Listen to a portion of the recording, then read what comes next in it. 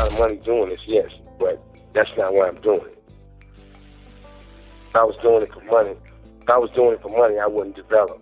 In May 1992, this transgender body seller was last seen with Eddie Murphy, where she was arrested. This one was found dead, okay? So her name was Shalimar. Eddie Murphy and Mel B's teen Angel is celebrating a big milestone. Mel B takes to Instagram April 7th to wish Angel a happy 18th. You know, and that's what's weird about this, to have your sexuality question and your moral fiber question and all that, when all I was doing was trying to be nice. A lot of people say Charlie Murphy was actually funnier than Eddie Murphy. So how did Eddie go on to build a career worth hundreds of millions while Charlie remained more in the background? According to some online speculation, it's because Charlie supposedly refused to play what people call the Hollywood game. That idea claims certain celebrities are expected to prove their loyalty in unusual ways, including rumors that some are pressured to raise one of their children as transgender or take part in other personal decisions. There is no credible evidence supporting those claims, but they've continued circulating online for years. Supporters of the theory point to Eddie Murphy, while arguing Charlie never went down that path. Instead, they claim Charlie kept his personal life private, focused on protecting his family, and avoided the Hollywood lifestyle they criticize. The theory goes even further, describing Hollywood as a system where success supposedly depends on being willing to follow the industry's rules. According to that viewpoint, celebrities are ultimately controlled by the people who finance their careers. Was that, you know, from the Chappelle Show, I had plenty of love from people that was giving it up from being fans of the show. And that was fuel. I used it as fuel. I continued honing my craft, make myself better, because I always had it in me that it ain't about money. I make a lot of money doing this, yes, but that's not what I'm doing. If I was doing it for money, I wouldn't develop, okay? Money is not going to inspire you to develop. You have to really love what you're doing to develop. You know, it's in you. Indeed, and the interesting thing about that, and I think the perception of fame and television, and obviously there's different levels of it, but I actually heard that you were only making $500 an episode for the Dave Chappelle Show. So obviously the money was an inspiration, right?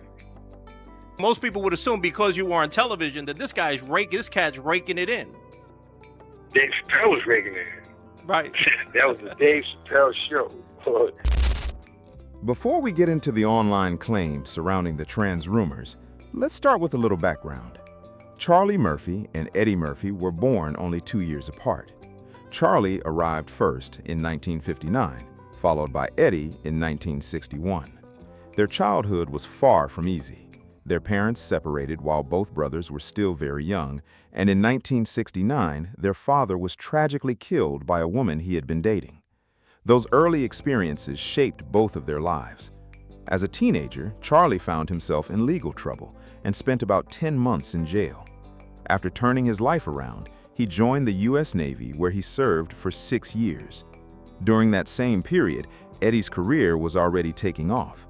At just 19 years old, he landed on Saturday Night Live, and Hollywood quickly recognized his talent. Before long came hit after hit: 48 Hours, Trading Places, Beverly Hills Cop, Coming to America, Harlem Nights, one successful film after another. By the time Eddie reached his mid-20s, he had already become one of the biggest stars in the entertainment industry. That's an extraordinary rise by any standard. Now, there's no denying Eddie's talent. He's a rare performer, and his success wasn't built on ability alone. At the same time, many people point out that countless gifted entertainers never reach that level of fame. Some online commentators argue that succeeding in Hollywood requires more than talent, claiming it also means fitting into the industry's expectations. That's their interpretation, not an established fact. Those same voices often contrast Charlie with Eddie, describing Charlie as someone who refused to compromise who he was. No, he's a lot more compassionate than I am.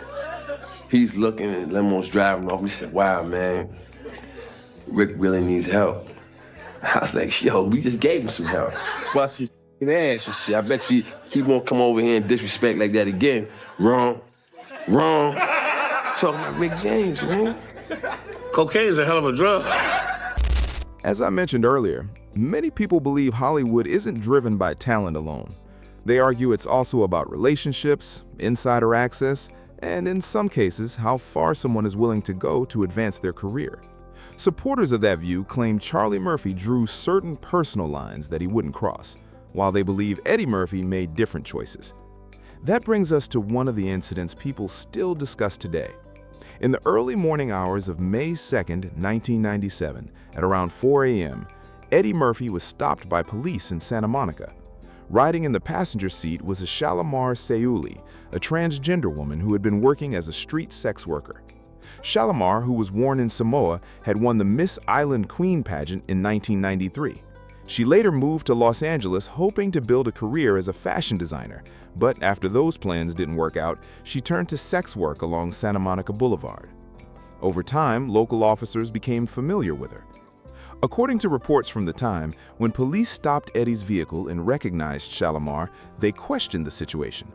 Eddie was not arrested and was allowed to leave, while Shalimar was taken into custody because of an outstanding warrant. By the following day, the story had spread across national news outlets. Eddie soon responded publicly, saying he had simply offered Shalimar a ride because she needed one. That's what's weird about this, to have your sexuality question and your moral fiber question and all that, when all I was doing was trying to be nice to somebody. Eddie Murphy tells ET that his wife and children were out of town, says he wanted something to read and went to a late-night newsstand. He stopped here and picked up the suspected transsexual at 4:45 in the morning. He says he thought he was aiding a distraught woman. Looks like a pretty Hawaiian girl in the corner crying. It looks like she was crying. She goes, oh, Eddie Murphy. She noticed him at the light. She recognized Eddie Murphy. Oh my God. It's like, what are you doing? Why are you out here working the streets so late? She goes, oh, I'm on my way home. Can you give me a ride home? Police tailed them for 2 miles before pulling him over.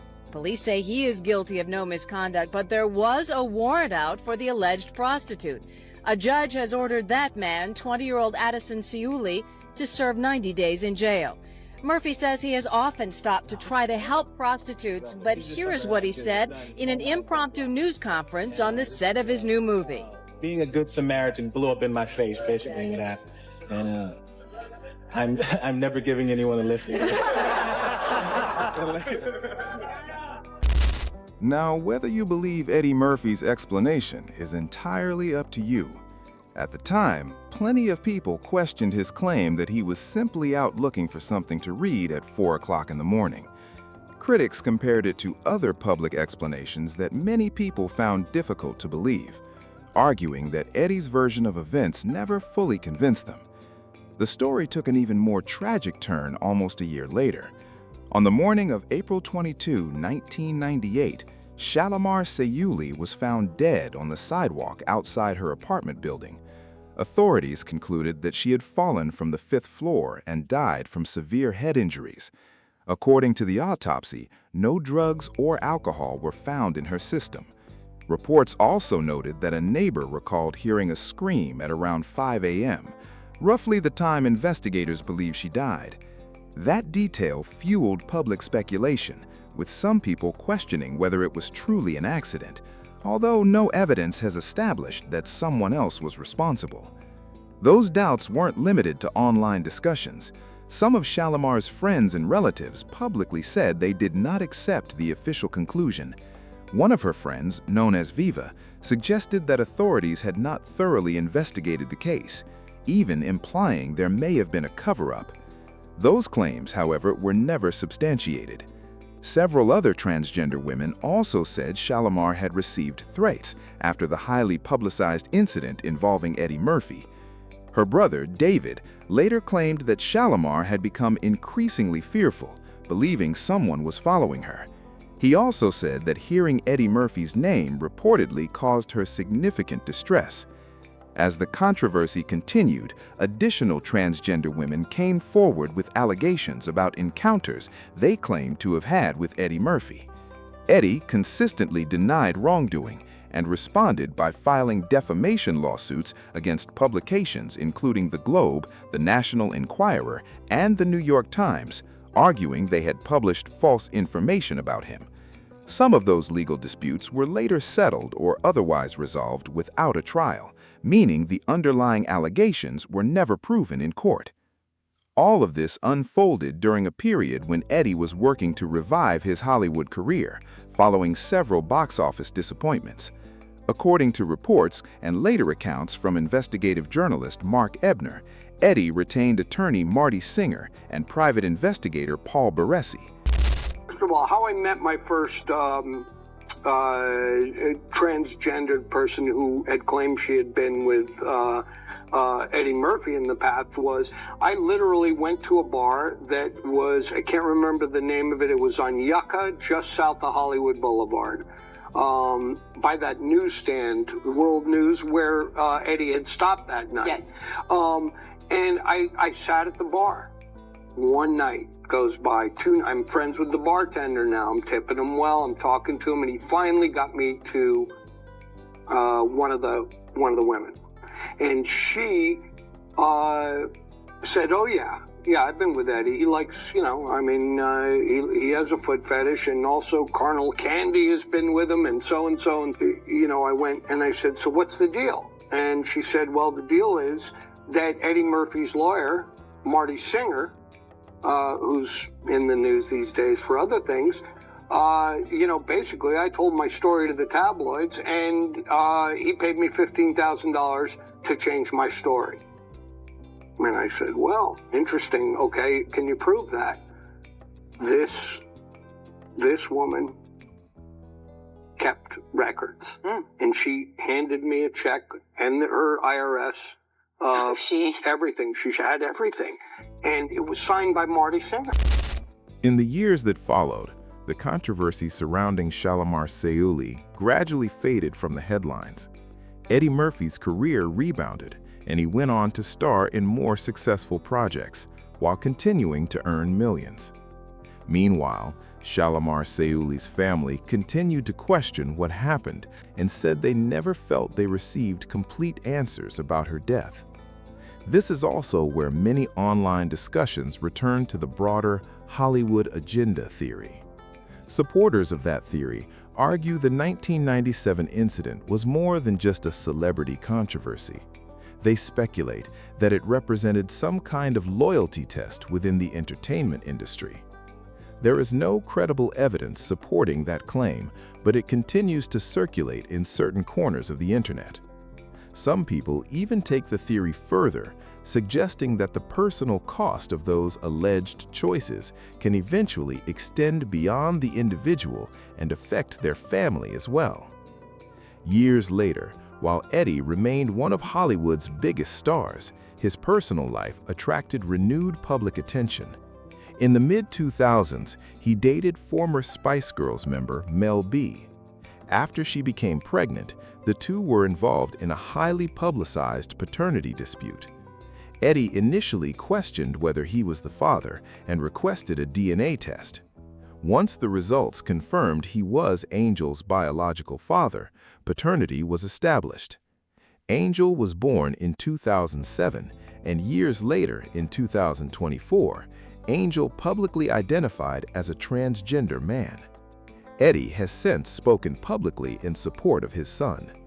Supporters of the online theory point to those events and argue they reveal a larger pattern.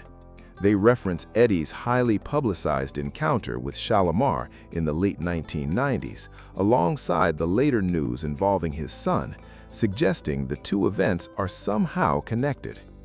However, there is no evidence establishing any relationship between them, and any such connection remains entirely speculative. My mom ain't here. My mama was sacrificed. You understand? Yeah. Lucretia. Michael Jordan, what about him? His daddy, right? Mm-hmm. Bill Cosby, his son, right? Dr. Dre, his son. You're out in Hollywood, a lot of people come up missing. Feels like it might be a lot of that in order to control, traumatize. They want to monetize and traumatize. To be clear, this isn't saying that Eddie Murphy was responsible for Shalimar Sayuli's death or that he made any kind of agreement involving his son. There is no evidence supporting either claim. For some people, that contrast reinforces a broader belief about Hollywood. They argue that entertainers who refuse to compromise their personal values often struggle to reach the industry's highest levels, while those who are better suited to its demands continue to thrive. Others strongly disagree, pointing instead to factors like timing, career choices, marketability, opportunity, and simple luck. Ultimately, there's no evidence proving one explanation over another. So now the question goes to you. Why do you think Charlie Murphy never reached the same level of fame and financial success as Eddie Murphy? Was it simply the unpredictable nature of Hollywood, different career decisions, or do you think there were other factors at play? Let me know what you think in the comments.